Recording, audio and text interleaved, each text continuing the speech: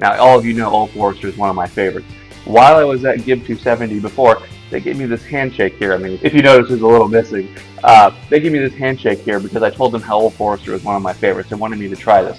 This right here is a fairly hard to find bottle, a 1924 10-year, and it was fantastic. I actually ended up with 2 bottles. I tried one there and I brought the other home to review. The worst thing about getting a handshake is you don't know if you're going to find that bottle, because 1924 10-year is a fairly hard bottle to find, and also I live in Georgia where it's kind of the last to get everything. But when I went to Old Forester, not only was the tour great, but look at what I found.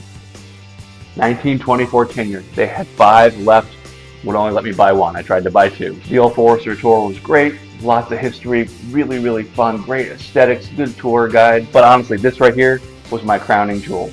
Old Forester is such a fantastic pour. Highly recommend both the Old Forester and the Whiskey Thieves distillery tours to anybody going to Kentucky. Now, I know you're asking, what allocated bottle did you win from the guys at Give 270?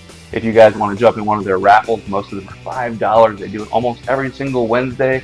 And all the proceeds go to great charities. You can go to give270.org. So, off of a $5 ticket, I was thrilled. I could not believe it when I won a Lot B Pappy Van Winkle 12-year. Now, what an exciting bottle to win. I've never owned a 12-year Pappy Van Winkle. I've bought an old Rip before, and it's been fantastic. I've never even cracked open a 12-year Pappy. So honestly, I'm really excited for this expression. I have to say, thanks to Kenny and Eric over at Give 270, this absolutely made my week. Now, I only had 24 hours on the Bourbon Trail. Guys, have you been? What have you done? What would you do? What should I do differently next time? I did a lot in that time. For a last-minute trip, I tried to plan as much as I can. In 24 hours, I packed in a lot of fun.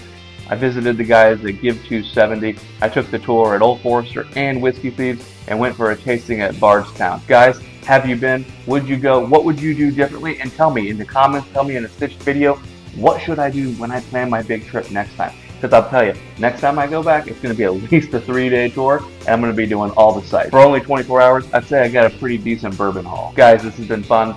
Until next time, bourbon's always better with friends. Have a great week. If you want more of this kind of content, be sure to like and subscribe and never miss a pour.